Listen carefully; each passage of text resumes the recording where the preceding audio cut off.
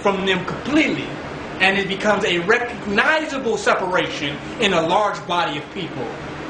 And that gives birth to a culture, to an empire, to a state, and to a country. But every country's holds with pride is values. That's what separates every country from another. It's value system. Because what's the distinction? Well, if there's no distinction in values, then what's the separation from this piece part of the land and that part of the land? Canada values free health, right? America doesn't. You got to work for this shit to get health. So the borderline is not the lines that they drew on your map. It's the values of the individual that exist in that region. That creates your lines. Even with the Revolutionary Warfare in America, the Civil War, it was a war of values. We free the slaves. We need these niggas. Kill these slaves. They getting our money, right? So the value systems clashed. They clashed. And the states were separations of different white boys with different values. If you look at Utah today, that white boy got a different value. Statutory law changes from state to state relative to the values of the politicians, right, who are in legislative positions. The laws change. And they're subject to change relative to the values of people within that particular hemisphere, within that particular area. So my whole point is, into our values change. We aren't revolutionary. We might be competitive. What a lot of people consider to be a revolutionary position is just an extreme competitive position. It's extreme competitiveness. It's not a whole 360-degree change. You got the money, I want the money. We both value money. You got this type of car, I want that type of car. You got that type of house, I want that type of house. That's not revolutionary. That's extreme competitiveness.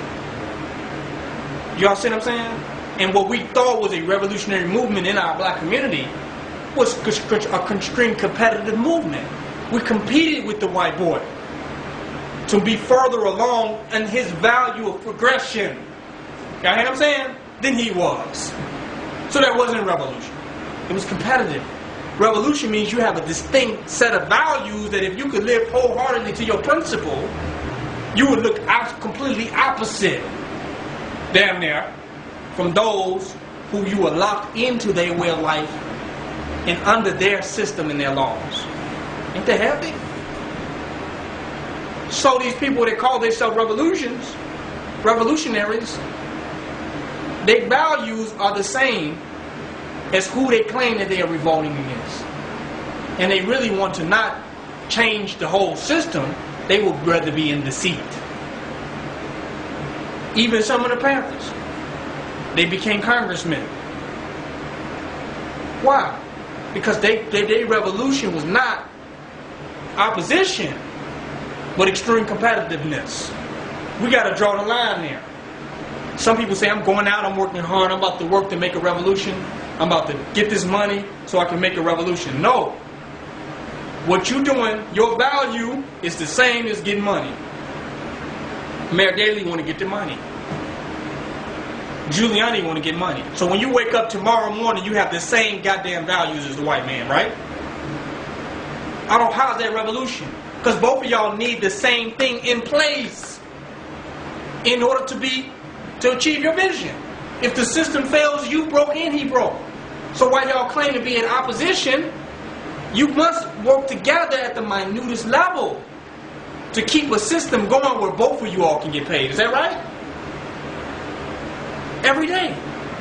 If your vision is to get paid, his vision is to get paid, it will make sense. You're not an agent. Hell, it would make sense for y'all to work together to keep it going, wouldn't it? Our vision ain't to get money. Our vision ain't to get paid. Our vision is prosperity and resources, land, health, genuine education, culture freedom. But our goal ain't to get no money. If this monetary system failed, it would mean absolutely nothing to us. But what would some of these competitive capitalists do? Their revolution is based on the accumulation of currency. What would they do if the system failed? So you mean to tell me you have some responsibility to keep it going? And you got to work with him on some level to keep it going. If your vision is coming up within it. So you can't tell me revolution has nothing to do with getting money. It has nothing to do with getting money. Nothing. Because to get money, part of your job is maintaining the system of the distribution and using your existence to validate the process and the method of distribution of wealth that is the common systematic way. That's a part of your job. Somebody come to you and say, I want a bite to eat, you will be going against your vision to feed them for free. Is that right? You're going out of business if you do that. So somebody talking about you should give out stuff. Whoa, wait a minute now. You got this twisted, man. I got to get my money. You will be going against the etiquette of business. But they say, well, the etiquette of business works for me. It works for you till you grow to a certain point and try to turn something essentially capitalistic into something nationalistic. Then that's when the IRS comes. And it seems like black people don't know how to count money. You get audited. Right? Because you didn't get audited because you didn't count your money right. However you counted, nigga, you wasn't even supposed to have no money. However you counted that shit, it was wrong. Huh? I don't care about what tax statement you read in our Constitution. We didn't come here with legal books. We came here with guns. If we wanted to hear about what our system said about people paying taxes, we'd have came with law books. We came with heat. We didn't come to discuss law. We came to count your shit. Right?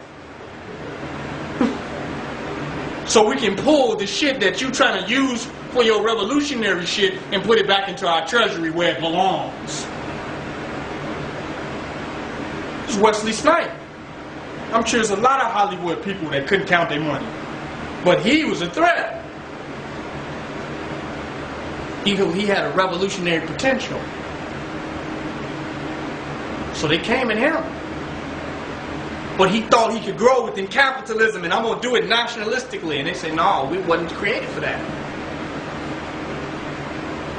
We've been counting on you to keep our shit going. That's what an accountant is. Somebody counting on you to keep that shit going. An auditor is an accountant for the government. That's it. So no, you cannot be nationalistic with a systematically white supremacist. You cannot be a black nationalist conforming to a white supremacist systematic methodology. It's impossible. It is impossible. I don't care how much money Oprah and Michael Jordan them had. That currency saying a God we trust, and it wasn't talking about a black one. Huh? I don't care how many pyramids you see on a dollar bill. They was not talking about Egypt on there. They talking about the corporate bankers. And them dollars won't be going to Egypt. Come on. Them dollars ain't going to Egypt. Them dollars is going right to the suburbs. And some of them suburbs we ain't even heard of, where Europeans got houses 20 blocks long. Like the Rockefellers. That's where those currencies will return to. And that's what they were set up to build. And there's always a loophole in there for the white man. Always a loophole. When they went to get Rockefeller, he was a sovereign. The man confined himself to his property under certain sovereign laws. They had warrants for this man, but they could not even get on his property because of the loopholes in the legal system.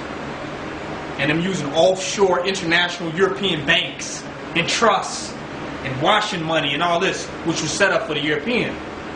A black person try to do that, you going to jail. So my whole point is the monetary system was not set up for us. Anything when you walk outside your door, you got to do something for their system and their reality in order for you to get something you need. It's totally not set up for you.